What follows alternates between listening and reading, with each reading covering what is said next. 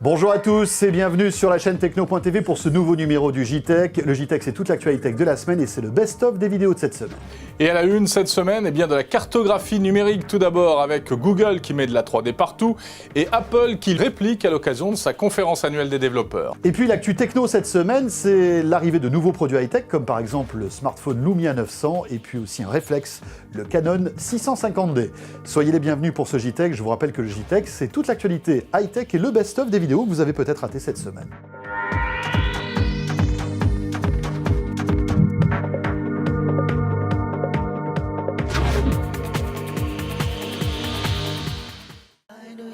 Le JTech avec OrangeInnovation.tv, la web TV qui simplifie la vie numérique.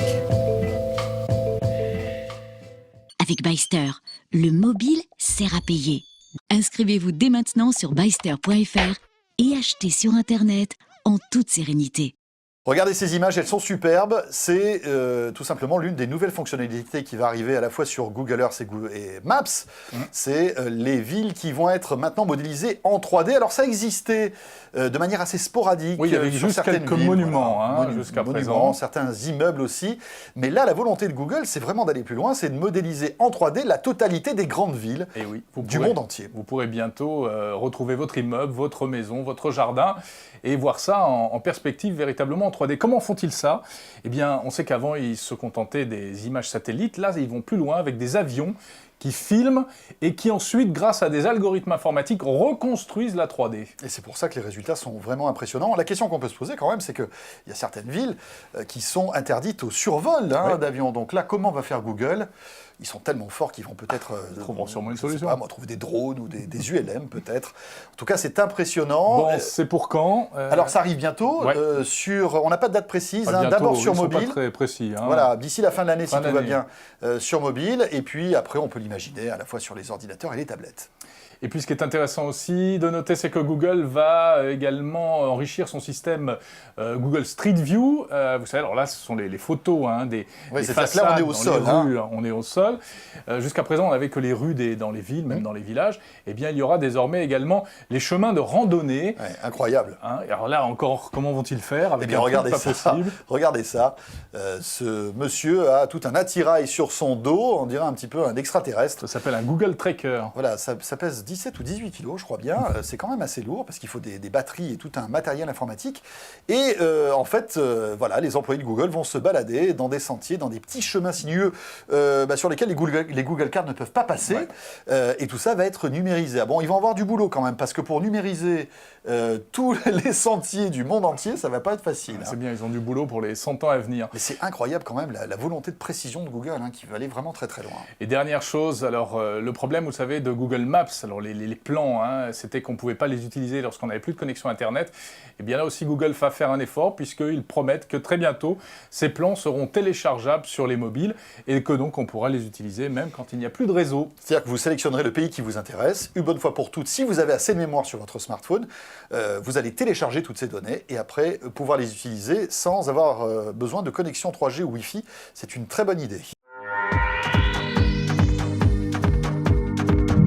Non, il n'y a pas de nouvel iPhone annoncé cette semaine. Donc ça veut dire qu'il va falloir attendre à la rentrée ou à l'automne prochain.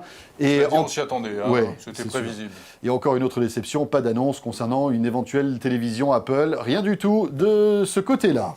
Alors, Bon. c'est une conférence qui a duré très très longtemps hier. Oui, 3 jours et demi à peu près. Voilà. Donc en fait, le point le plus intéressant qu'il faut retenir, c'est tout ce qui concerne l'univers iPhone, iPad, c'est-à-dire le logiciel iOS, avec un certain nombre de nouveautés, en commençant par, et ça on en parlait dès hier sur la chaîne Techno, en commençant par la cartographie. Oui, on l'avait laissé entendre, Apple abandonne Google pour l'application Maps, c'est-à-dire l'application de cartographie sur l'iPhone et l'iPad. Voilà, et lance son propre système de cartographie. C'est quand même un petit événement. Il faut dire qu'on est très nombreux à Surtout utiliser pour Google, ils les ont cette un peu là, application. Voilà, Google, effectivement, mais d'un côté c'était logique parce que Google est un vrai concurrent aujourd'hui d'Apple et on pouvait imaginer qu'Apple commençait vraiment à détester avoir du Google dans son téléphone de manière aussi intégré, parce que c'est vrai que Maps, je le disais tout à l'heure, on s'en sert énormément. Alors, de belles images montrées hier, puisque visiblement, cette fonction Maps spéciale, enfin made in Apple, fera un certain nombre de choses. Donc, du radioguidage, hein, si vous pourrez l'utiliser en voiture. Il y aura une dimension communautaire aussi pour peut-être les radars, des choses comme ça. Alors, pour les radars, mais aussi visiblement pour les embouteillages, parce que en fait, toute la communauté des utilisateurs d'iPhone pourra renvoyer des informations pour localiser les embouteillages. C'est ce que a fait depuis plusieurs années TomTom, par exemple. Voilà. Ça sera à peu près la même technique. Intégration de la commande vocale Siri à l'intérieur de cette fonction Maps. Et puis, les villes en 3D, ça c'est magnifique. Voilà, ça s'appelle Flyover, et franchement, autant on a été bluffé par Google Earth, autant là, visiblement, alors on l'a pas vu nous-mêmes, hein, mais en tout cas les images qui étaient montrées étaient impressionnantes, une des vues en 3D de certaines villes qui sont tout à fait bluffantes. Alors j'imagine que sur l'iPad qui a un écran Retina, ça doit être encore plus beau. Vivement que ça arrive, tout ça. Magnifique. Donc, nouvelle version d'iOS 6, c'est bien à l'automne prochain, sauf pour les développeurs, hein, qui eux ont la chance de pouvoir la télécharger dès aujourd'hui. Alors on vous présente la famille Lumia, voici le 800. Voici le grand frère, donc le 900. Voilà, attention, ils vont se fighter, c'est le Lumia Fight. Le Lumia Fight.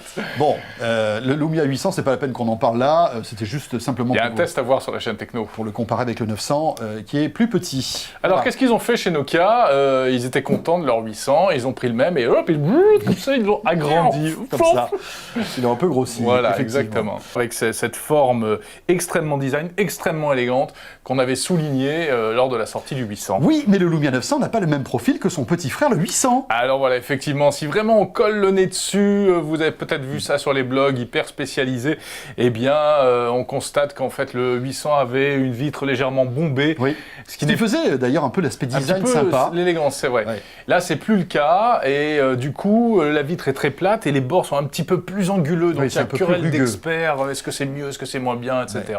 Voilà, côté écran, puisqu'évidemment, c'est l'écran qui en bénéficie, il s'agrandit, 4,3 pouces au lieu de 3,7 sur le 800, un écran de résolution identique, en revanche, à son prédécesseur. Petite nouveauté, c'est la caméra frontale. Exactement, ce qu'on n'avait pas sur le 800, ouais. Là, on gagne une petite caméra frontale qui sert évidemment à faire de la visio. Alors évidemment, on retrouve tout ce qu'on avait déjà sur le Nokia 800 en termes d'applications, notamment la navigation routière. Alors on a Nokia Carte, qui est l'équivalent de Google Maps pour trouver son chemin, pour localiser un point sur une carte. Ça, c'est très très bien. C'est très bien. Nokia Drive, qui est un véritable GPS logiciel intégré, de navigation par GPS gratuit, qui est intégré. Cela dit, attention, il va falloir que Nokia se mette à jour, parce que quand on voit les annonces aujourd'hui, aussi bien chez Google que chez Apple, avec la 3D sur les mobiles, la cartographie flyover bien sûr, des fils. Mais n'oublie pas que Microsoft s'apprête à lancer dans les mois qui viennent Windows Phone 8. Et on peut imaginer espérer qu'il y aura du nouveau là-dessus. Que ce sera quand même la version up-to-date et qu'ils proposeront des nouveautés. Hein. Ouais. Là, on sait que ça va arriver d'ici la fin de l'année, en même temps que la version Windows 8 sur les PC et les tablettes. Également présent dans ce Lumia 900, Nokia Music. Et puis, Nokia Music qui est un système de smart radio gratuit, voilà. Qui est pas mal du tout. Et puis après, vous pouvez acheter de la musique si vous le voulez. Et puis, le lien avec le Xbox Live, qu'on avait déjà, puisque c'est l'environnement de Microsoft. 2 applis que moi j'aime beaucoup. Nokia Transport, qui vous permet très facilement... Et qui vous téléporter, c'est ça? De vous téléporter, fort, exactement. Là, c'est quand même énorme. C'est une bonne boîte. Hein. Vous appuyez sur un bouton, vous vous téléportez. Bon, j'adore. Mais c'est comme le Capitaine Kirk. C'est encore en bêta pour l'instant. Voilà, en revanche, ce qui fonctionne bien... C'est pour ça que la dernière fois, tu avais qu'un bras. Ouais. Ça n'a pas bien marché. Ce qui fonctionne, c'est simplement pour aller d'un point à un autre, vous donnez les 2 adresses et il vous indique le bus, le métro qu'il faut prendre, etc. Ça, c'est bien, mais l'appli que je préfère, c'est celle qui s'appelle Environ, qui vous localise et qui vous dit tout ce qu'il y a dans votre secteur, les cinémas, les restaurants, les bars, les trucs sans rien, c'est très simple. Un seul clic et ça marche, très intuitif. Celle-là, j'aime bien. Microsoft Office aussi, ça c'est un plus indéniable de ce téléphone. Vous avez un vrai petit bureau portable à l'intérieur, même si la qualité, enfin la grandeur de l'écran ne vous permet pas de faire de l'Excel ou du PowerPoint dans des conditions optimales, mais vous avez malgré tout une vraie suite Office compatible avec les documents Office. Et ça, pour tous ceux qui travaillent sous Office, ça n'a pas de prix. Exactement. Et puis évidemment, vous avez accès à toutes les applications téléchargeables sur le marketplace de Windows Phone, qui sont aujourd'hui au nombre de... 100 000. Ils ont dépassé les 100 000 applications disponibles. Alors bon, c'est un cap peut-être un peu psychologique pour Microsoft et son marketplace, qui a toujours été un petit peu qualifié d'être en dessous des autres. Et c'est vrai, par rapport à iOS ou bien Android. Là, voilà, 100 000 applications. Ce chiffre ne veut strictement rien dire, puisque la plupart du temps, personne on n'a pas 100 000. ne charge 100 000 applications. Voilà, mais l'essentiel, c'est d'avoir une exhaustivité des applications et retrouver toutes les applications dont on a l'habitude d'utiliser si on était par exemple sous Android ou sous iPhone avant. C'est ça l'objectif. Exactement. Voilà, ça tourne.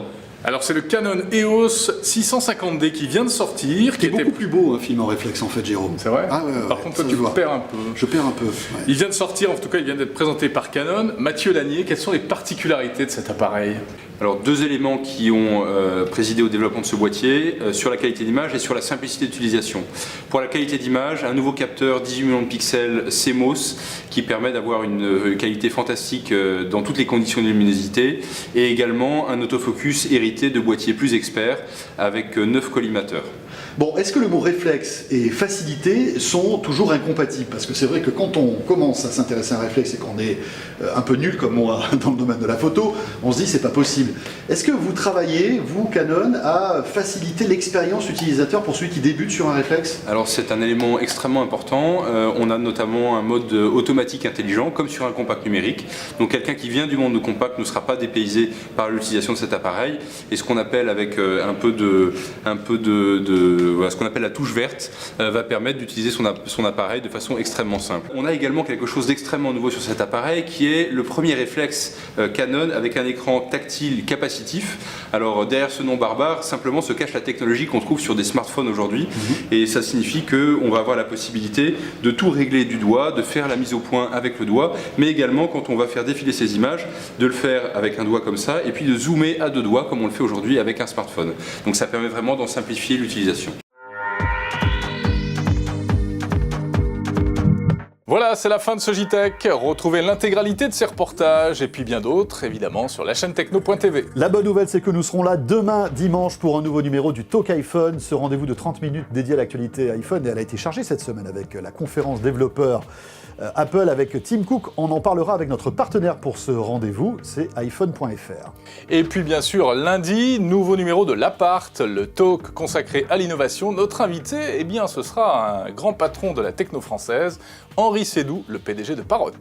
Plein de choses donc qui arrivent sur la chaîne Techno. Merci de nous suivre aussi sur Orange Innovation TV, sur TLM aussi pour ce JTech, sur la TNT à Lyon. Et on se retrouve bien sûr très vite. Salut à tous.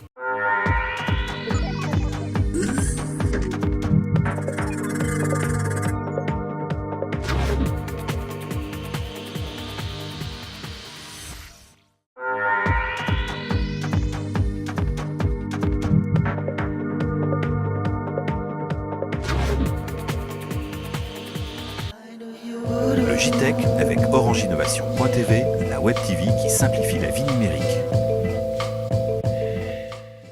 Et puis un nouveau réflexe aussi, Canyon, le grand Canyon d'ailleurs. le Grand Canyon, avec un grand réflexe.